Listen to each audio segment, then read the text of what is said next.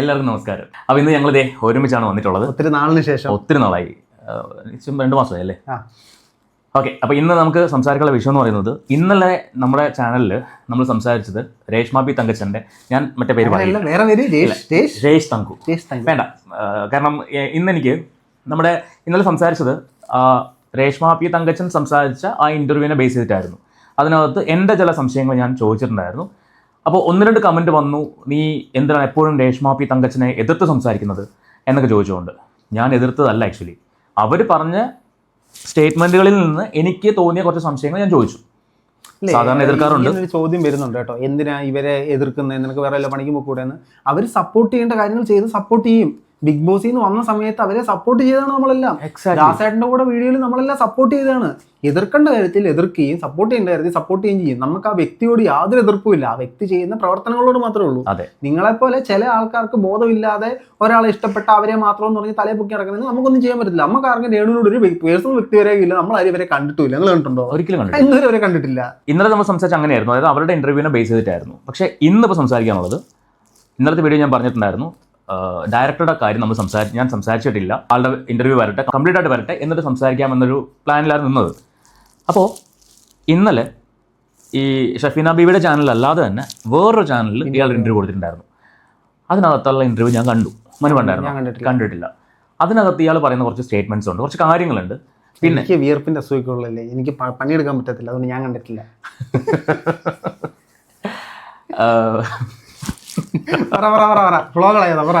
അപ്പോൾ ആ ഒരു ഇന്റർവ്യൂ ഞാൻ കണ്ടിട്ടുണ്ടായിരുന്നു. അതോടൊപ്പം തന്നെ ഷഫീന ബീവിയുടെ ചാനലിൽ വന്ന ഇയാൾ സംസാരിച്ച കാര്യങ്ങൾ കണ്ടു. ആദ്യത്തെ ഞാൻ കണ്ടിട്ടുണ്ടായിരുന്നു. എവിഡൻസ് വെച്ച് സംസാരിച്ചത് ഷഫീന ബീവിയുടെ ചാനലിലായിരുന്നു. അപ്പോൾ ഇത് രണ്ടും കണ്ടിട്ട് എനിക്ക് തോന്നിയ ചില സംശയങ്ങൾ ഇതിനകത്തെ കുറച്ച് പോയിന്റുകൾ. അതെ, ഇതിനകത്ത് കുറച്ച് പോയിന്റുകൾ എനിക്ക്, അതായത് ഇന്നലെ സംസാരിച്ചത് രേണുവിന്റെ ആ പെർസ്പെക്റ്റീവിൽ നിന്നുള്ള കാര്യങ്ങളും അതിൽ നിന്ന് നമുക്ക് തോന്നുന്ന സംശയങ്ങൾ. അതെ, ഇന്ന് സംസാരിക്കാൻ പോകുന്ന ഈ ഡയറക്ടർ സംസാരിച്ച കാര്യങ്ങളും അതിന്റെ പെർസ്പെക്റ്റീവും അതിന് ഉള്ള നമുക്ക് നമ്മുടെ സംശയങ്ങൾ, നമ്മുടെ സപ്പോർട്ടിംഗ് സാധനങ്ങളും വരാം, ഒപ്പോസിംഗ് സാധനങ്ങളും വരാം. എനിക്ക് തേങ്ങ എന്താണെന്ന് ഫസ്റ്റ് ഓഫ് ഓൾ ഞാൻ കാര്യം പറയട്ടെ, 2 ഉടായ്പാണ്. സംശയമുണ്ടോ? ഈ ഡയറക്ടർ ഉടായ്പാണ്, രേഷ്മ പി തങ്കച്ചൻ ഉടായ്പാണ്. ഇവർക്ക് എന്തുകൊണ്ട് ഇങ്ങനെ ഒരു അവസ്ഥ വന്നു? ആർക്കാ? രേഷ്മയ്ക്ക് അവസ്ഥ വന്നെന്ന് പറഞ്ഞാൽ അവര് മറ്റേ കുഴിച്ച കുഴിയിൽ അവര് തന്നെ വീണതാണ്. കാലങ്ങളായിട്ട് പറഞ്ഞുകൊണ്ടിരിക്കുന്ന കാര്യങ്ങൾ. ഇങ്ങനെ ഒരു ഇമേജ് ആണ് അവര് സോഷ്യൽ മീഡിയയിലൂടെ ജനങ്ങളുടെ മുമ്പിലേക്ക് ഇട്ട് കൊടുത്തത്. എന്റെ വയറ് തമന്നയുടെ വയറ് ഞാൻ കാണിക്കും, എന്റെ സബ്സ്ക്രിപ്ഷനിൽ ഞാൻ കാണിക്കും, ഞാൻ കിസ് ചെയ്യും, ഞാൻ ഇനി വേർത്തിനെ കെട്ടും, 3ാമത്തെ ഒരാളെ കെട്ടും, 5ാമത്തെ ഒരാളെ കെട്ടും എന്നൊക്കെ പറഞ്ഞിട്ട് പുള്ളിക്കാരി ഇപ്പോ ചില ആൾക്കാരും പറയുന്ന ഒരു മോശം സ്ത്രീയുടെ ലേബലിലേക്ക് പുള്ളിക്കാരിയെ ചിത്രീകരിച്ചു വെച്ചു. ശരിക്കും അവർ അങ്ങനെ ആണെന്ന് നമ്മൾ ബാധിക്കുന്നില്ല കേട്ടോ. അവർ തന്നെ അങ്ങനെ ഒരു ഇമേജ് കൊടുത്തു. സോ ഇപ്പോ ദാസേട്ടനായിട്ടുള്ള തൊട്ട് മുമ്പേ ദാസൻ കോഴിക്കോട് എന്ത് കള്ളുകുപ്പിയും കഞ്ചാവ് കേസും എന്തെങ്കിലും വരുന്നു ആ സാധനത്തിനകത്ത് എക്സ്ക്ലൂസീവ് രംഗങ്ങൾ പുറത്തൊന്നും പറഞ്ഞുകൊണ്ട് ഒരു പ്രമോ സാധനം ഇവർ വിട്ടിരുന്നു. സോ അടുത്ത ആൽബം വരുമ്പോഴത്തേനും അതിന് മേളിൽ ചെയ്തെങ്കിലേ ആൾക്കാർ ഏറ്റെടുക്കത്തുള്ളൂ. സോ ഇങ്ങനെ മേളി പോയി എവിടെ പോയി ഇവിടെ വരെ എത്തി. ഇനി ഇവിടെ വരെ പോകുന്നു. ഈ ഡയറക്ടറുടെ സൈഡ് നോക്കുകയാണെങ്കിൽ ഇയാൾ പറയുന്ന ഒരു പോയിന്റ് എന്ന് വെച്ചാൽ, ഇയാളുടെ 10ാമത്തെ ആൽബമാണ് ഇപ്പൊ ഷൂട്ട് തുടങ്ങിയത്. 9 ആൽബത്തിൽ ഒരു ആൽബം എന്തുമാണ് ദാസൻ കോഴിക്കോടിനെയും രേഷ്മ പി തങ്കച്ചനെ വെച്ച് ചെയ്തത്. ബാക്കിയെല്ലാം ഡിവോഷണാണെന്ന് അയാൾ പറയുന്നുണ്ട്. ഓക്കെ, അതെല്ലാം അടപടലം 3G ആയ ആൽബങ്ങളായിരുന്നു. റിവ്യൂ ഇല്ല എന്നൊക്കെ പറയുന്നു. അപ്പൊ എല്ലാവരും നോക്കുന്ന എന്താണ്? ഞാൻ പറയാം, ഇവര് ഏതോ ഒരു മറ്റേ സായിലബാൻ പോലത്തെ അവിടെ പോയിട്ടാണ് ഈ പൂ കൊടുക്കുന്ന സാധനങ്ങളൊക്കെ വെച്ചത്. എത്ര പേര് ഇയാളെ ഇതിനു മുമ്പ് കണ്ടിട്ടുണ്ട്? അതിൽ തന്നെ മനസ്സിലാക്കാം പുള്ളിയുടെ സാധനം ഈ കുണുങ്ങി പോലും ഇയാളെ നമ്മൾ കണ്ടിട്ടില്ല. ദാസൻ ചേട്ടനും പിന്നെ രേണു ചേച്ചി, ദാസൻ കോഴിക്കോട്, ദാസനും രേഷ്മയും കൂടെ റോഡിൽ കിടന്ന് ഡാൻസ് കളിക്കുന്നത് മാത്രമേ നമുക്ക് അറിയത്തുള്ളൂ. അതെ, അന്നാണ് ഇവരുടെ ഈ സംഭവങ്ങളൊക്കെ വൈറലായി വരുന്നത്. പുള്ളിയുടെ മനസ്സിലപ്പോ ഒരു ലഡു പൊട്ടി, ഇവരെ കൊണ്ടുവന്നു കഴിഞ്ഞാൽ സാധനം വൈറലാവും. ഇവർക്ക് അഭിനയിക്കാൻ അറിയണ്ട. ഈ തവണ ഇയാളെന്ത് വിചാരിച്ചു? ദാസനെ മാറ്റുക, ഞാൻ കയറുക, വൈറലാകുക, സെറ്റ് ആവുക, ഇതാണ് വിചാരിച്ചത്. 2 ഇന്റൻഷൻ ഉണ്ടാവും. ഒന്നുകിൽ ഇങ്ങനെ ഒരു അശ്ലീല സാധനത്തിലൂടെ വൈറലാകാം, അത് നടക്കാത്തതുകൊണ്ട് ഇങ്ങനെ ഒരു സാധനത്തിലൂടെ വൈറലാകാം. പുള്ളി വൈറലായി. എക്സാക്ട്ലി, അത് തന്നെയാണ് അവരുടെ ഉദ്ദേശം, അത് തന്നെയാണെന്നാണ് എനിക്കും തോന്നിയത്. കാരണം വെച്ചാൽ ഇപ്പോൾ ഇയാൾ രേഷ്മ പി തങ്കച്ചനെ വിളിക്കുമ്പോൾ തന്നെ ഇയാളുടെ മനസ്സിലുള്ള ഇന്റൻഷൻ ഇത്രേ ഉള്ളൂ, ഇവരെ ഉപയോഗിച്ചുകൊണ്ട് ഇയാൾക്ക് റീച്ച് ഉണ്ടാക്കാം. ഇതായിരുന്നു അയാളുടെ ഇന്റൻഷൻ. പക്ഷേ അവിടെ വന്നപ്പോൾ നടന്ന കാര്യങ്ങളൊക്കെ വേറെയായിരുന്നു. അയാൾ ഇന്റർവ്യൂവിൽ അയാൾ പറയുന്നുണ്ട്, ഇവർക്ക് 5-ാം തീയതിയാണ് ഇവർക്ക് ഡേറ്റ് പറഞ്ഞിരുന്നത്. അതായത് 6-ാം തീയതി ഷൂട്ട്, 5-ാം തീയതി വരെ വരും. ഡ്രസ്സ് അയച്ചു കൊടുത്തില്ല എന്നൊരു സംഭവം പറയുന്നുണ്ട്. ഇവരുടെ ഓഡിയോക്കകത്ത് പറയുന്നത് ഡ്രസ്സ് അയച്ചു കൊടുത്തില്ല. പക്ഷെ ഇയാൾ പറയുന്നു ഡ്രസ്സ് അയച്ചു കൊടുക്കാത്തത് ഈ സാധനം വാങ്ങിച്ചിട്ട് ഇവർക്ക് അയച്ചു കൊടുത്തത് ഓക്കെ അല്ലെങ്കിൽ അത് വേസ്റ്റ് ആണ്. അല്ല, അതെന്ന് പറയുമ്പോൾ അത് അവർ തമ്മിൽ ഒരു പ്രോപ്പർ കമ്മ്യൂണിക്കേഷൻ ഉണ്ടാവണമായിരുന്നു. അവര് രേഷ്മ അത് ഡ്രസ്സ് വേണം ഇട്ട് നോക്കുമെന്ന് ഞാൻ പറഞ്ഞിരുന്നെങ്കിൽ ഇയാൾ അത് പറ്റത്തില്ലെന്നുള്ളത് കൺവേ ചെയ്യണമായിരുന്നു. പക്ഷെ ഇവര് തമ്മിൽ പ്രോപ്പർ കമ്മ്യൂണിക്കേഷൻ ഇല്ല, രണ്ടുപേരും അങ്ങോട്ടും ഇങ്ങോട്ടും. എനിക്ക് മനസ്സിലാത്ത വേറെ കാര്യമുണ്ട്, ഏത് ആൽബത്തിനാണ് നായികയ്ക്കോ അല്ലെങ്കിൽ നായകനോ ഡ്രസ്സ് ഈ പ്രൊഡ്യൂസർ അല്ലെങ്കിൽ ഡയറക്ടർ വാങ്ങിച്ചു കൊടുക്കുന്നത്? എനിക്കറിയില്ല കേട്ടോ, എനിക്കറിയില്ല. ആൽബത്തിനൊന്നും ചെയ്യത്തില്ല. സീരിയലിനാണെങ്കിൽ പോലും പോലീസ് ഡ്രസ്സ് അല്ലെങ്കിൽ ഈ പറയുന്ന ഡോക്ടർ ഡ്രസ്സ്, ഡോക്ടർ പോലും ഈ ഓവർകോട്ട് മാത്രം ചിലപ്പോൾ അവർ ലൊക്കേഷൻ കൊടുക്കും, കോസ്റ്റ്യൂമർ കൊടുക്കും. അതല്ലെങ്കിൽ ഈ അഡ്വക്കേറ്റിന്റെ ഡ്രസ്സ്, ഇതൊക്കെയാണ് ലൊക്കേഷന് കൊടുക്കുന്നത്. ബാക്കി എല്ലാ കോസ്റ്റ്യൂമും അപ്പനപ്പന തന്നെ ചെയ്യണം. നിങ്ങളൊക്കെ ആ മേഖലയിലുള്ളത് നിങ്ങൾക്ക് അറിയാം. ഇത് ആൽബമാണ്, ഒരു ഒറ്റ 1-2 ദിവസം ഷൂട്ടേ ഉണ്ടാവുള്ളൂ. അതിന് പ്രൊഡ്യൂസർ കാശ് മുടക്കി ഡ്രസ് എടുത്ത് കൊടുക്കുന്ന കഥ എനിക്കറിയില്ല. അതങ്ങനെ കൊടുത്തു തന്നെ വെക്ക്, അങ്ങനെ കൊടുത്തു തന്നെ വെക്ക്. കൊടുത്തെങ്കിൽ രേഷ്മ ഓൾറെഡി എനിക്കത് വേണം എന്ന് പറഞ്ഞാൽ അതൊന്നെങ്കിൽ പുള്ളി എത്തിക്കണമായിരുന്നു, ഇല്ലെങ്കിൽ അത് എത്തിക്കാൻ പറ്റാത്തതിന്റെ പ്രോപ്പർ എക്സ്പ്ലനേഷൻ പറയണമായിരുന്നു. രണ്ട്, രേഷ്മ ഇത് വാട്സാപ്പിൽ ഒരു വോയിസ് കേട്ടോന്നെ ലൈക്ക് അടിച്ചു, കേട്ടില്ലെന്ന് പറയുന്നു. പുള്ളിക്ക് ഒന്നും കേട്ടില്ല, പക്ഷെ ഞാൻ അപ്പൊ അത് കമ്മ്യൂണിക്കേഷൻ ഗ്യാപ്പിൽ വന്ന കാര്യങ്ങളാണ്. ഇതിനകത്ത് മറ്റൊരു കാര്യം കൂടെ ഞാൻ പറയാം, രണ്ടും ലോകോത്തര ഉടായ്പാണ്. സോ ഇതിനകത്ത് ആരാ സത്യം പറയുന്നത് എന്നുള്ളത് തമ്പുരാന് മാത്രമേ അറിയാൻ പറ്റത്തുള്ളൂ. നമ്മൾ ഈ പുകയത്ത് കിടന്ന് തപ്പാനേ നമുക്ക് പറ്റത്തുള്ളൂ. ഇനി എന്തുകൊണ്ട് എല്ലാവരും രേഷ്മേനെ എതിർക്കുന്ന ഇക്കാര്യത്തിൽ? 24 മണിക്കൂറിൽ 20 മണിക്കൂറും ഇവരുടെ കൂടെ മീഡിയക്കാരുണ്ട് ഉണ്ടല്ലോ. ഇവരുടെ സഹോദരങ്ങൾ എന്ന് പറയുന്ന ആൾക്കാരാണ് ഇവരുടെ കൂടെ ഉള്ളതെന്ന് പറയുന്നത് അല്ലേ? അപ്പൊ അങ്ങനെയുള്ള ആൾക്കാർ അവിടെ ഉണ്ടായിട്ടും ഒരാളുടെയും ക്യാമറയിൽ ഈ വിഷ്വൽസ് ഒന്നും ഇല്ലേ? അല്ല, ഒരാളുടെയും ക്യാമറയിൽ ഈ വിഷ്വൽസ് ഇല്ല എന്നുള്ളത് മാത്രമല്ല, രേഷ്മ തന്നെ പറയുന്നുണ്ട്, ഞാൻ ഇത് മീഡിയക്കാരോട് പറഞ്ഞിരുന്നു. അവരാരും അതൊരു പ്രശ്നമാക്കുകയോ പോട്ടെ, മീഡിയയിൽ പ്രശ്നമാക്കണ്ട, പോലീസ് സ്റ്റേഷനിൽ പോയി ഇങ്ങനെ കംപ്ലൈന്റ് കൊടുക്കാം, അവിടേക്കാണ് സംശയങ്ങൾ. ഇതിനകത്ത് ഞാൻ ഇന്നലെ ചെയ്ത വീഡിയോക്കകത്ത് ഞാൻ രേണുവിനെ ചെറുതായിട്ട് സപ്പോർട്ട് ചെയ്തിട്ടുണ്ടായിരുന്നു. സപ്പോർട്ട് ചെയ്ത എനിക്ക് അവരെ സപ്പോർട്ട് ചെയ്യാൻ തോന്നിയ കാര്യം, കാരണം ഞാൻ അവരെ സപ്പോർട്ട് ചെയ്യുന്ന ഒരു മനുഷ്യനെ അല്ല. ഞാൻ അവരെ സപ്പോർട്ട് ചെയ്യാൻ കാരണം, ഒന്ന്, ലിപ് കിസ് അവർ ചെയ്യത്തില്ല എന്ന് പറഞ്ഞു. 2, എടുത്തിങ്ങനെ പുള്ളി വെക്കണം എന്ന് പറഞ്ഞു, അത് പറ്റില്ല. ഞാൻ അതേക്കുറിച്ച് സംസാരിച്ചിട്ടില്ല, കാരണം അത് അവരുടെ പേഴ്സണൽ കാര്യങ്ങളാണ്. 3 ബിക്കിനി ഇടണമെന്ന് പറഞ്ഞു, അവർ പറ്റൂല എന്ന് പറഞ്ഞു. ഇതൊക്കെ ഒരു സ്ത്രീയുടെ അവരുടെ കംഫോർട്ടാണത്. അതിനകത്ത് ഇല്ല, നീ സബ്സ്ക്രിപ്ഷൻ കാണിക്കും, നീ ഇത് ഇട്ടേ പറ്റുന്നൊന്നും നമുക്ക് പറയാൻ പറ്റൂല. ഇനി തിരിച്ച് ഇയാൾ പറയുന്നുണ്ട്, അതൊന്നും ഞാൻ നിർബന്ധിച്ച കാര്യങ്ങളല്ല, ഇങ്ങനെ വേണം എന്ന് പറഞ്ഞു തന്നു. അവർ നോ പറയുവാണെങ്കിൽ നമുക്കത് വേണ്ടെന്നും ഒഴിവാക്കും. കാരണം അയാൾ പറയുന്നത് നിയമം എനിക്കും അറിയാം, ഇത് ചെയ്തു കഴിഞ്ഞാൽ എന്താ സംഭവിക്കുക, കോൺസിക്വൻസസ് എന്തൊക്കെയാണെന്നുള്ളത് എനിക്കറിയാമെന്ന് അയാൾ പറയുന്നുണ്ട്. പക്ഷേ ഞാൻ പറഞ്ഞല്ലോ, രണ്ടും ഭൂലോക ഉടായ്പാണ്. അയാളെ സംബന്ധിച്ച് ലാലേട്ടൻ പറയുന്നല്ലേ, തെറ്റും തിന്മയും തമ്മിലാണ് യുദ്ധം. ഇതിനിടയ്ക്ക് നിൽക്കുന്ന നമ്മളെന്ന് പറയുന്നത് എവിടെ ചൂണ്ടണം എന്ന് മനസ്സിലാവാത്തൊരവസ്ഥയാണ് ഇപ്പൊ നിൽക്കുന്നത്. എക്കോസിസ്റ്റം അല്ലേ? രേണുവും പറയുന്നു, സീക്രട്ട് ഏജന്റ് പറഞ്ഞു കൊടുത്തു. അത് പിന്നെ എവിടെ പോയാലും രേണു എക്കോസിസ്റ്റം. അതിന്റെ മീനിങ് ചോദിച്ചാൽ സീക്രട്ട് ഏജന്റ് വീഡിയോ ഇരുന്ന് കാണും.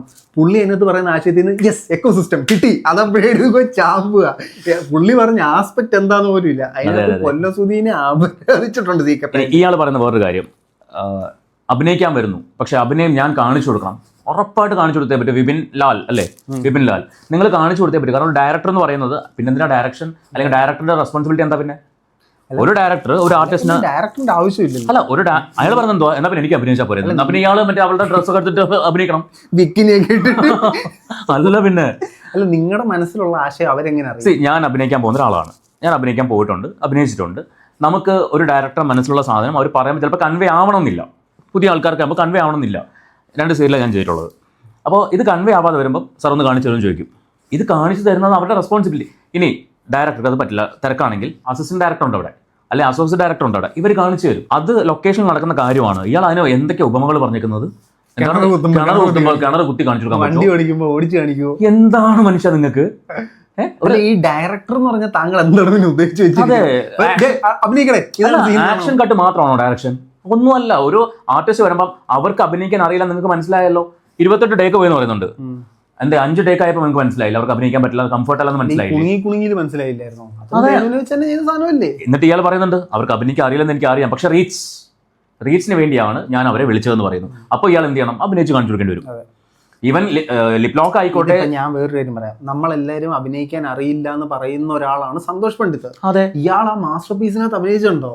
അപ്പോ കഴിവുള്ളവന്റെ കൈ കിട്ടിക്കഴിഞ്ഞാൽ അതെ, അത്രേ ഉള്ളൂ. പിന്നെ ഇതിനകത്ത് ആൾ പറഞ്ഞ ആ ഒരു സ്റ്റേറ്റ്മെന്റ് എനിക്ക് ഒട്ടും അംഗീകരിക്കാൻ പറ്റാത്ത കാര്യമാണ്. കാരണം ഒരു ഡയറക്ടർ ഒരിക്കലും പറയാൻ പറ്റില്ല. പിന്നെ ഇയാൾ കുറേ ബോഡി ഷേമിങ് അവർ ചെയ്യുന്നുണ്ട്. അതൊന്നും ഒരിക്കലും നമുക്ക് അക്സെപ്റ്റ് ചെയ്യാൻ പറ്റില്ല. കാരണം എന്താണ്, അവർ ഈ ഡ്രസ്സ് അവരുടെ വീട്ടിലുള്ള പട്ടിക്ക് ഉരുടാൻ പറ്റില്ല. എന്ത് ഡയലോഗ് അത്? ഇയാൾ മറ്റേ വിൻ സ്ട്രാറ്റജി ആയിട്ട് വന്നതാണ്. രേണുവായിട്ട് അഭിനയിച്ചു കഴിഞ്ഞാൽ സംഭവം വൈറൽ സെറ്റ്. അതെ, രേണുവായിട്ട് അഭിനയിച്ചില്ലെങ്കിൽ ഇത് ഇങ്ങനെ ഒരു വിഷയത്തിൽ സെറ്റ്. അല്ല, അയാളുടെ ഉദ്ദേശം അത് തന്നെയാണ്. ഇവരെ വെച്ചിട്ട് അഭിനയിപ്പിക്കാൻ പറ്റില്ല, ഇനി എന്ത് ചെയ്യാം, അടുത്ത പരിപാടി അവിടെ ഉണ്ടായ പ്രശ്നങ്ങൾ റിവീൽ ചെയ്തുകൊണ്ട് പബ്ലിസിറ്റി ഉണ്ടാക്കിയെടുക്കാം. എങ്ങനെങ്കിലും പുള്ളിയുടെ മുഖം ഒരു 4 പേരിലേക്ക് എത്തണം. ഇനി ഞാൻ വേറെ ചോദിക്കട്ടെ, വൈ ഷഫീന ബീബി? ഏറ്റവും കൂടുതൽ രേണുവിനെ എതിർത്തുകൊണ്ടിരുന്ന ഒരാൾ ഷഫീന ചേച്ചിയാണ്. അതെ. രണ്ടാമത്തെ കാര്യം, രേണുവിന്റെ വിഷയത്തിൽ കൂടുതൽ ആൾക്കാർ അപ്രോച്ച് ചെയ്യുന്നത് ഷഫീന ചേച്ചിയാണ്. അതിന് കാരണം 3 രേണു ഇടക്കിടക്ക് വന്നിട്ട് നിർത്താത്ത പറഞ്ഞിട്ട് അങ്ങോട്ട് വിട്ടുകൊണ്ടിരിക്കുകയാണ് ആൾക്കാർ. അല്ല, അതിന് കാരണം എന്താണെന്നറിയോ? ഇവരുടെ കോൺടാക്ട് നമ്പർ ആണ് ഇവരുടെ പ്രൊഫൈൽ നമ്മൾ ആരും വെച്ചിട്ടില്ല. അപ്പോൾ സ്വാഭാവികമായിട്ടും പെട്ടെന്ന് റീച്ച് ചെയ്യാൻ പറ്റുന്നത് ഇവരെ ആയതുകൊണ്ടായിരിക്കാം ഒരു പക്ഷേ ഇവരിലേക്ക് എത്തുന്നത്. പിന്നെ ഈ പറഞ്ഞ പോലെ രേഷ്മ പി തങ്കച്ചനുമായിട്ട് രേണു എന്ന് പറഞ്ഞ കുഴപ്പമില്ല, മറ്റേത് പറയാൻ ബാക്കി ഇല്ല, എനിക്കിഷ്ടമല്ല പറയാൻ. അല്ല, പിന്നെ രേഷ്മ പി തങ്കച്ചനുമായിട്ട് ഇവർ ഇങ്ങനെ ഒരു പോട്ടി നടക്കുന്നത് കൊണ്ട് ശത്രുവിന്റെ ശത്രു മിത്രം എന്ന ലെവലിൽ അയാൾ വന്ന് അപ്രോച്ച് ചെയ്തായിരിക്കാം. പിന്നെ ഇവർ പറയുന്ന വേറൊരു സ്റ്റേറ്റ്മെന്റ് ഉണ്ട്, രേഷ്മ പി തങ്കച്ചൻ പറയുന്ന സ്റ്റേറ്റ്മെന്റ് ഉണ്ട്, ഇയാൾ റൂം അടച്ചിട്ടിട്ട് എന്തൊക്കെയോ സംഭവിക്കുമായിരുന്നു എന്നൊരു സംഭവം പറയുന്നുണ്ട്. അതൊന്നും അംഗീകരിക്കാൻ പറ്റുന്ന കാര്യമല്ല, കാരണം അയാളുടെ ഭാര്യയാണ് അതുണ്ട്. ഇല്ല, ഭാര്യ അകത്തുണ്ടെന്നുള്ളത് മാത്രമല്ല, നമ്മൾ വെരി കോമൺ സെൻസ് വെച്ച് ചിന്തിക്കുകയാണെങ്കിൽ ഒരു ആൽബം ഷൂട്ടാണ്, രേണുവും ഇയാളും ഇയാളുടെ ഭാര്യ അകത്തുണ്ട്, രേണു അതിനകത്തുണ്ട്, ക്യാമറമാൻ ഉണ്ട്. അങ്ങനെ സംഭവിക്കില്ല. പോട്ട് ഇൻ കേസ് ഇവരെല്ലാം കൂടെ കോർണർ സെറ്റ് ചെയ്ത സാധനം എന്നറിയാം, രേണുവിന്റെ കുറെ ശിങ്കിടി ആയിട്ടുള്ള ക്യാമറമാൻ പോട്ട്, അതും പോട്ട്. ഇത്രയും ഒരു പ്രശ്നം ഉണ്ടായി കഴിഞ്ഞാൽ രേണു നേരെ വന്ന് പോലീസ് സ്റ്റേഷൻ പറയും, അതും പോട്ട്. തുമ്മിയ വരെ ക്യാമറയുടെ മുമ്പിൽ എന്ന് പറയുന്ന രേണു അതെങ്കിലും പറയും. ഇതൊന്നും ചെയ്തിട്ടില്ല, രേണു ഒന്നും പറഞ്ഞിട്ടില്ല. ഈ ഒരു വീഡിയോ വന്ന സമയത്ത്, അതൊരു 4 മിനിറ്റ് വീഡിയോ വന്ന സമയത്താണ് ഇവരിങ്ങനെ കുറെ പാനിക്കായി ഇന്റർവ്യൂ കൊടുത്തത്.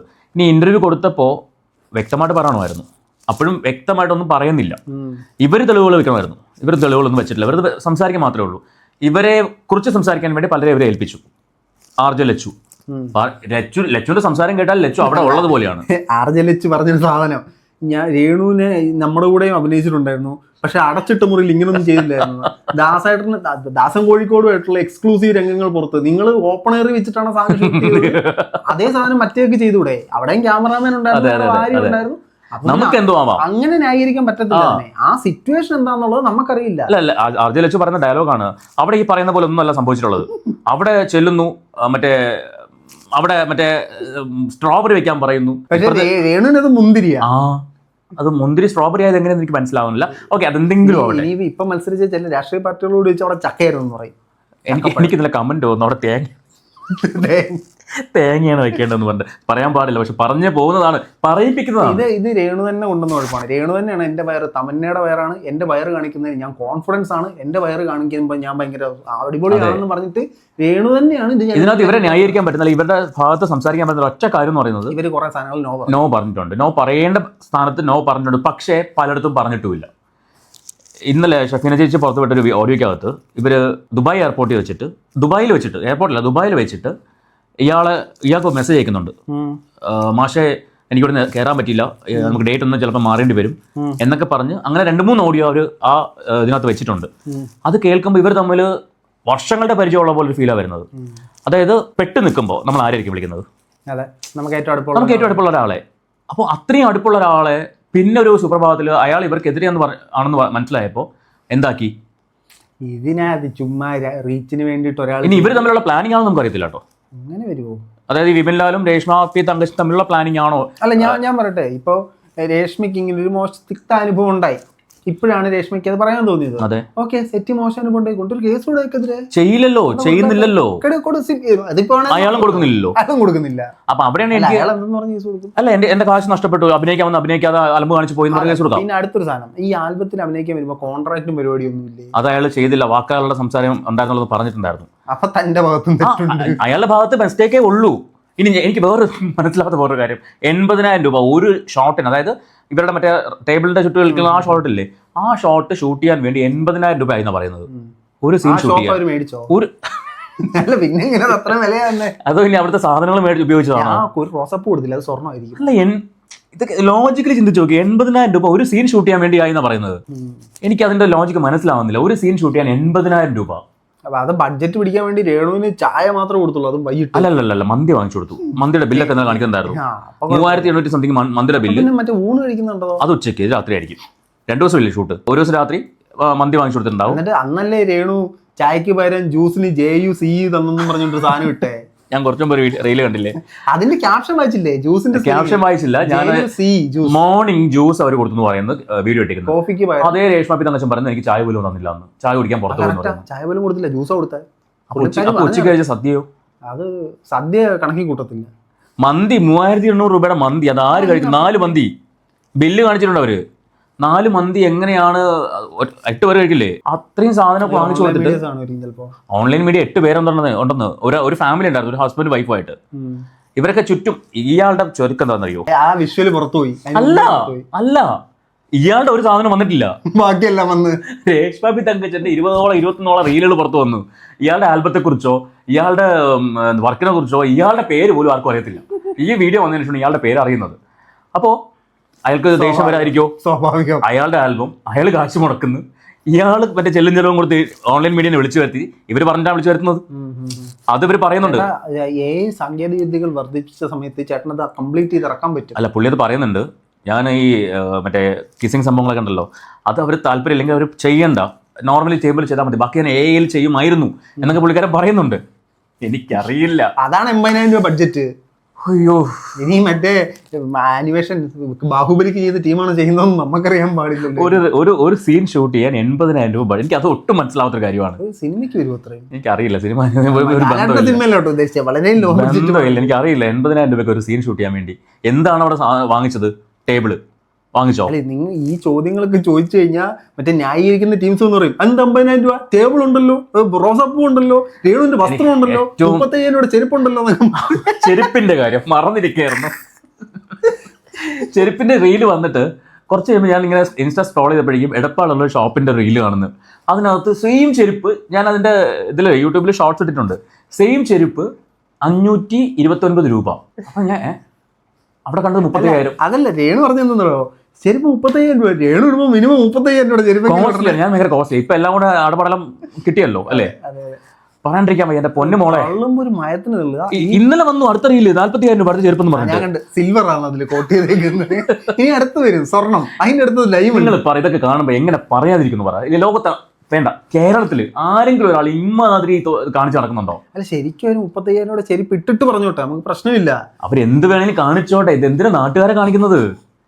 അറിയണ്ട. പിന്നെ ജീവിത നിലവാരം വർദ്ധിച്ചില്ലേ? ഇനി ഞാൻ ഒരു കാര്യം ചോദിച്ചോട്ടെ, രേണു ഭയങ്കര കോസ്റ്റ്ലി ആണ്, 30,000 രൂപ ചെരുപ്പിടുന്നു, മറ്റേ അങ്ങനെ വാടക കൊടുത്തു തീർത്തായിരുന്നോ?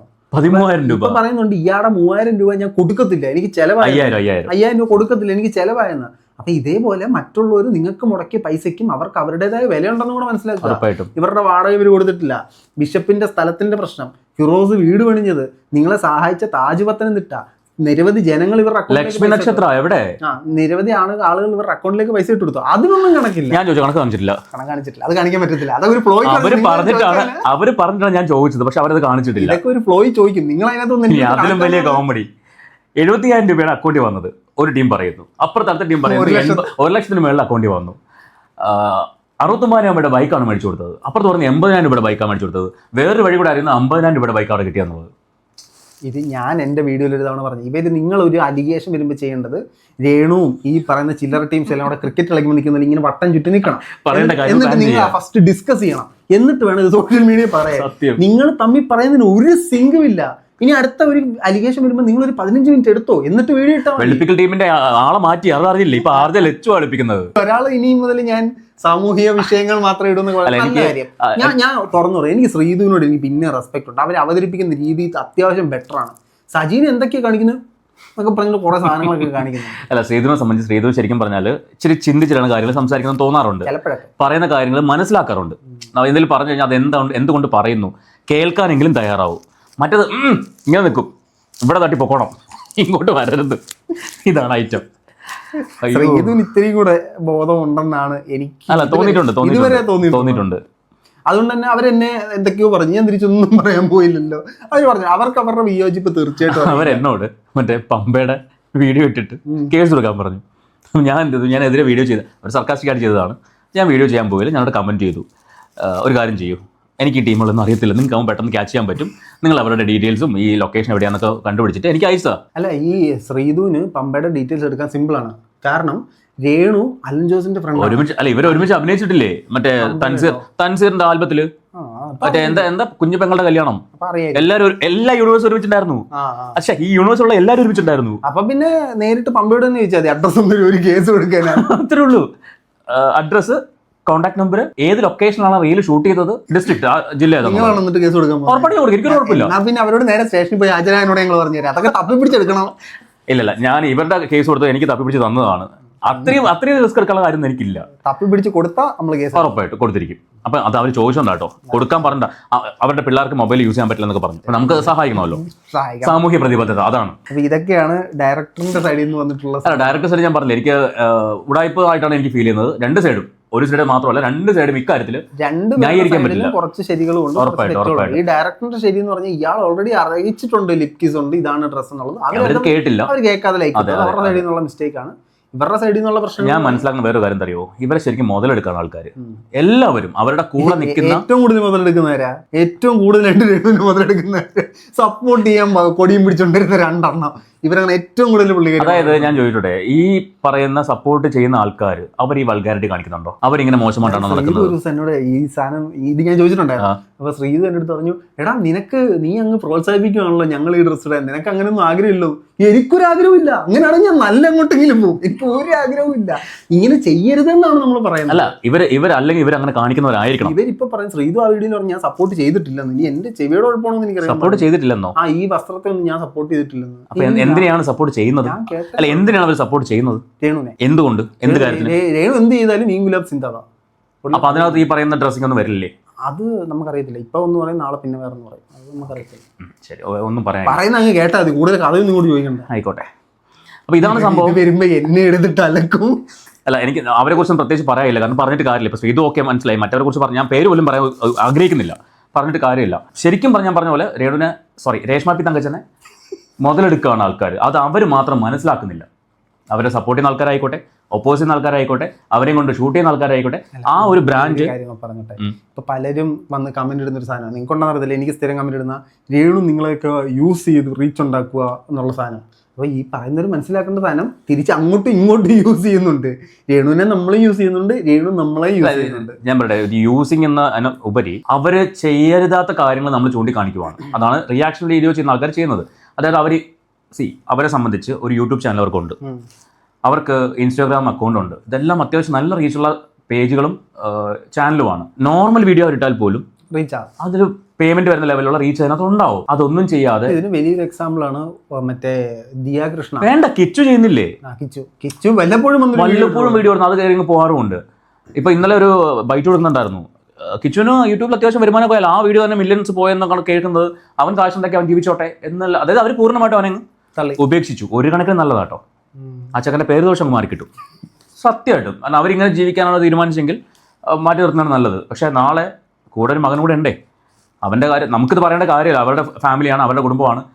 അവൻ എങ്ങനെ വേണമെങ്കിലും വന്നോട്ടെ, നമുക്കൊരു വിഷയമുള്ള കാര്യമില്ല. പക്ഷേ ഇതെല്ലാം കാണേണ്ടി വരുന്നൊരു ഗതികേടുണ്ട് സൊസൈറ്റിക്ക്. ആ പയ്യൻ 5 വയസ്സായിട്ടുള്ളൂ. ഒരു 5 വർഷം കൂടെ കഴിയുമ്പോഴേക്കും അവൻ സ്കൂളിൽ പോകുന്നു, അല്ലെങ്കിൽ ഒരു അത്യാവശ്യം അറിവുള്ള പ്രായമാകുമല്ലോ. ഈ പ്രായത്തിൽ കൂട്ടുകാർ വന്ന് ചോദിക്കും, നിന്റെ അമ്മയുടെ മറ്റേത് കണ്ടല്ലോടാ എന്ന് പറയുമ്പോൾ ആ പയ്യൻ ഉണ്ടാകുന്ന ഒരു മാനസികാവസ്ഥയുണ്ട്. അത് അവൻ വീട്ടിൽ വന്ന് പറയുമ്പോൾ അപ്പോഴേ ഇവർ മനസ്സിലാക്കത്തുള്ളൂ. അപ്പോഴും മനസ്സിലാക്കത്തില്ല. എൻ്റെ ഇഷ്ടമാണെന്ന് അവർ പറയുവാണെങ്കിൽ, മോൻ്റെ മൊത്തം എൻ്റെ ഇഷ്ടമാണ്, നിനക്ക് എൻ്റെ ഇഷ്ടം പോലെ ജീവിച്ചോ. അല്ലെങ്കിൽ നാളെ ഇവൻ വേറെ ലെവലിലേക്ക് പോവുകയാണെങ്കിൽ ഇവർക്ക് ചോദ്യം ചെയ്യാൻ പറ്റില്ല. ഇതൊക്കെയാണ് സംഭവിക്കാൻ പോകുന്നത്. നാളത്തെ കാര്യം ഇപ്പോഴേ ഒന്ന് സൂചിപ്പിക്കുകയാണ്. നാളെ പറയരുത് നിങ്ങൾ എന്താണെന്ന് പറയാത്തതെന്ന്. അത്രേ ഉള്ളൂ. ഈ രേണു ഉണ്ടാക്കുന്ന കോൺട്രവേഴ്സികളെല്ലാം പുള്ളിക്കാരി പൂർണ്ണ ബോധത്തോടെ ഉണ്ടാക്കുന്ന ഈ ഒരു സാധനം മാത്രമാണ് പുള്ളിക്കാരിയുടെ കയ്യിൽ നിന്ന് പാളിപ്പോയ സാധനം. അപ്പോൾ എത്രയും പെട്ടെന്ന് തീർക്കുക. എനിക്കൊരു ഇൻട്രസ്റ്റിംഗ് ആയിട്ട് തോന്നിയില്ല. ഇത് ക്ലോസ് ചെയ്ത് ഇത് ഞാൻ പറഞ്ഞില്ല. എനിക്കൊരു സംശയം എന്ന് പറയുന്നത് ഇവർ പ്ലാനിങ് ആണോ ഒരു കോൺട്രവേഴ്സി ഉണ്ടാക്കാൻ വേണ്ടി. കാരണം ആൽബം എന്തായാലും മുന്നോട്ട് പോകുമെന്ന് തോന്നുന്നില്ല. അപ്പോൾ അയാൾ ഉദ്ദേശിച്ച പോലെ അയാൾക്ക് ഔട്ട് കിട്ടില്ല. അപ്പോൾ മുന്നോട്ട് പോകത്തില്ല. അപ്പോൾ എന്നാൽ പിന്നെ ഒരു കോൺട്രവേഴ്സി ഉണ്ടാക്കി വരലാവാം എന്ന് ഉദ്ദേശിച്ചാണോ നമുക്കറിയില്ല. കാരണം പുള്ളി 2ാമത് ഇന്റർവ്യൂ കൊടുത്തിട്ടുണ്ട്. ഇതെല്ലാം കൂടെ കൂട്ടി വായിക്കുമ്പോൾ എനിക്കറിയില്ല എന്താ. അല്ല, നമുക്ക് അസ്യൂം ചെയ്യാമല്ലോ, നമുക്ക് ഗസ് ചെയ്യാമല്ലോ. അതെനിക്ക് തോന്നുന്നില്ല. അപ്പം കയ്യിൽ നിന്ന് പോയതാ. പക്ഷേ ഇത് എന്തുകൊണ്ട് രേണു ഈ ഇത്രയും ദിവസത്തിനുള്ളിൽ പുറത്ത് വന്നില്ല എന്നുള്ളത് ഇത്രയും വിഷയം ഉണ്ടാക്കിയിട്ട് ഈ എന്താ പറയുക, മുക്കിയാൽ ഉടനെ പുറത്ത് വിടുന്ന ടീമുകളാണ്. അവർക്ക് ശരിക്കും നല്ല രീതിയിൽ വൈറലാവാവുന്ന പോസിറ്റീവ് റെസ്പോൺസ് ഉണ്ടാക്കാൻ പറ്റുന്ന സാധനമാണ്. ആൾക്കാരിൽ നിന്നും പോസിറ്റീവ്, നമ്മൾ പോലും അവരുടെ കൂടെ നിൽക്കുമായിരുന്നു. പക്ഷെ എന്നിട്ടും അവർ പറഞ്ഞില്ല. അവിടെയാണ് സംശയം വരുന്നത്. ഇയാളുടെ ഭാഗത്ത് ന്യായമുണ്ടോ എന്ന സംശയം. മറ്റേ സാധനം കിട്ടുമോ? ഏതാ? മനസ്സറിയ യന്ത്രം. അല്ല അങ്ങനെ ഇപ്പൊ അറിയാൻ പറ്റുന്നതൊക്കെ എനിക്കറിയാൻ പറ്റത്തില്ല. പിടിച്ചൊരു രണ്ടര പൊട്ടിച്ചിട്ട് ചോദിക്കണം, അപ്പൊ മനസ്സിലാവും. ഇത് മറ്റേ ക്യാമറയ്ക്ക് മുമ്പേ അഭിനയിക്കുന്നില്ലെങ്കിലും കട്ട് പറഞ്ഞു കഴിഞ്ഞാൽ നന്നായിട്ട് ഇവരെല്ലാം അഭിനയിക്കുന്നുണ്ട്. അതുകൊണ്ട് മനസ്സിലാക്കാൻ പറ്റത്തില്ല. മറ്റേ ആക്ഷൻ പറഞ്ഞു കഴിഞ്ഞാൽ അറിയാൻ പറ്റും ഇത് ഓവർ ആക്ടിങ് ആണ്. പക്ഷെ അത് കട്ട് ചെയ്ത് കഴിഞ്ഞാൽ പിടികിട്ടത്തില്ല. എങ്ങനെ കഴിയുന്നു? കാരണം സാധാരണ ജനങ്ങളാണെങ്കിൽ അല്ലെങ്കിൽ സാധാരണ ഒരു മനുഷ്യനാണെങ്കിൽ ഒരു ചെറിയൊരു ചീത്തപ്പേര് കേൾക്കുമ്പോൾ തന്നെ പരിപാടി നിർത്തി അവരുടെ കാര്യം നോക്കി പോകും. പക്ഷെ ഇത് കാലങ്ങളായിട്ട് 2-2.5 വർഷമായിട്ട് കേട്ടുകൊണ്ടിരിക്കുകയാണ്. എന്നാലും നാണം കെട്ട് കാശുണ്ടാക്കിയിട്ട് എന്താ ഫലം? അതാണ് മനസ്സിലാവാത്തത്. ഇവരുടെ കേസ് വിട്. ഇവരെ പറഞ്ഞ് മനസ്സിലാക്കാൻ വീട്ടിലെ ആൾക്കാരുണ്ടല്ലോ, ഇല്ലേ? വീട്ടുകാരുടെ കഥയൊക്കെ നമ്മളൊന്നും സംസാരിച്ചതല്ലേ. അവർക്കും പൈസ മതി, എല്ലാവർക്കും പൈസ മതി. ചിന്തിക്കാൻ പറ്റില്ല. ഞാൻ പറയാം, ഇവര് വളരെ ദരിദ്രമായിട്ടുള്ള ഒരു ജീവിതം മുന്നോട്ട് നയിച്ചുകൊണ്ടിരുന്ന ഒരാളുകളാണ്. അവിടുന്ന് ഇപ്പോ എക്സ്ട്രീംലി റിച്ച് ആയിട്ടൊരു ലൈഫിലേക്ക് പോയി. സോ അവർക്ക് ആ ലൈഫ് എൻജോയ് ചെയ്യുന്ന ഫാന്റസി ലൈഫിൽ നിൽക്കുകയാണ് ഇപ്പോൾ. അതിന് താഴേക്ക് വരാൻ അവർ താല്പര്യപ്പെടുന്നില്ല. നെഗറ്റീവ് ആണെങ്കിൽ പോലും അവരെന്ത് തോന്നിവാസം പറഞ്ഞിട്ടാണെങ്കിലും ആൾക്കാരെ കൊണ്ട് 10 തെറി പറഞ്ഞിട്ടാണെങ്കിലും വീണ്ടും പറയാണ്, നെഗറ്റീവ് പബ്ലിസിറ്റി കൂടെ ഒത്തിരി നിൽക്കാൻ പറ്റത്തില്ല. ലൈവ് എക്സാമ്പിൾ ആണ് നമ്മുടെ പ്രശ്നേഷ്.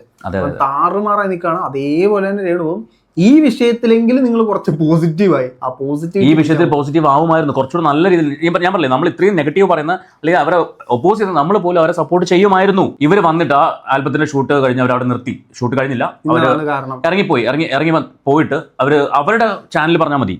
അവരുടെ യൂട്യൂബ് ചാനലോ അല്ലെങ്കിൽ അവരുടെ ഇൻസ്റ്റായോ വന്നിട്ട് മുക്കിന് സ്റ്റോറി ഇടുന്ന ടീമല്ലേ, വന്ന് പറഞ്ഞാൽ മതി എനിക്ക് ഇങ്ങനെ ലൊക്കേഷൻ ഇങ്ങനത്തെ പ്രശ്നം ഉണ്ടായിട്ടുണ്ട്. അവർ ഇനാഗുറേഷന് പോയി, ഈ ഡയറക്ടറുമായിട്ട് അവർ കോഫി കുടിക്കാൻ പോയി, അവർ മറ്റേ സദ്യ കഴിച്ചു. ഈ രേണുവിൻ്റെ ഒരു സാധനം ഞാൻ അംഗീകരിച്ചു കൊടുക്കുന്നു കേട്ടോ. ഇത്രയും മാനസിക സമ്മർദ്ദത്തിൽ ഇരിക്കുമ്പോൾ ഇന്ന് രാവിലെ സബ്സ്ക്രിപ്ഷൻ വീഡിയോ ഇട്ടിട്ടുണ്ട്.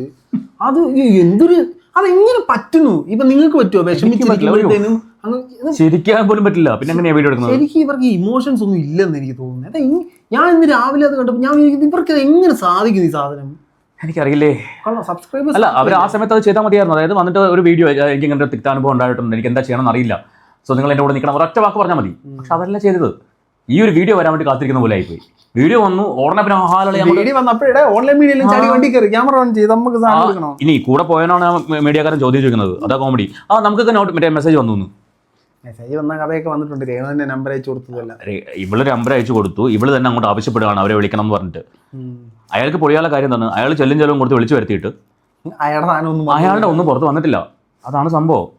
ഇത് മനസ്സിലാക്കുന്നവർ മനസ്സിലാവും, കുറേ പൊട്ടന്മാർക്ക് മനസ്സിലാവത്തില്ല, അത്രേ ഉള്ളൂ. ആ പൊട്ടന്മാർ നമ്മുടെ കമന്റ് ബോക്സിൽ വന്നിട്ട് നിനക്കൊന്ന് വേറെ പണിയിലടാ, നീ എന്താണ് അവളുടെ പുറകെ നടക്കുന്നത് എന്ന് ചോദിക്കും. കാണിക്കുന്നത് വിളിച്ച് പറയും. അത് പുറകെ നടക്കുന്ന നിനക്ക് തോന്നുകയാണെങ്കിൽ കൊണ്ട് കേസ് കൊടുക്കും. ഇത്ര പറയാം. ആരുടെ പേരിലെങ്കിലും കൊടുക്കണം. പക്ഷേ കൊടുത്തിട്ട് പറയണം എന്തിനാണ് കൊടുത്തതും കൂടെ പറയണം. അതെ, കാര്യം അറിയിക്കണം. അതെ, മാനനഷ്ടത്തിലാണ് കൊടുക്കുന്നതെങ്കിൽ അതും പറയണം. അപ്പൊ എനിക്ക് തിരിച്ചു ചോദിക്കാൻ പറ്റുമോ എവിടെയാണ് അതുള്ളത് എന്നുള്ളത്. അവർക്ക് എനിവേ, അപ്പോൾ ഇതൊക്കെയാണ് ഇന്ന് നമുക്ക് സംസാരിക്കാനുള്ളത്. 2 ഉടായിപ്പാണ് എന്ന് പറഞ്ഞുകൊണ്ട് ഈ വീഡിയോ അവസാനിപ്പിക്കുകയാണ്. നമുക്ക് മറ്റൊരു വീഡിയോ ആയിട്ട് വീണ്ടും കാണാം.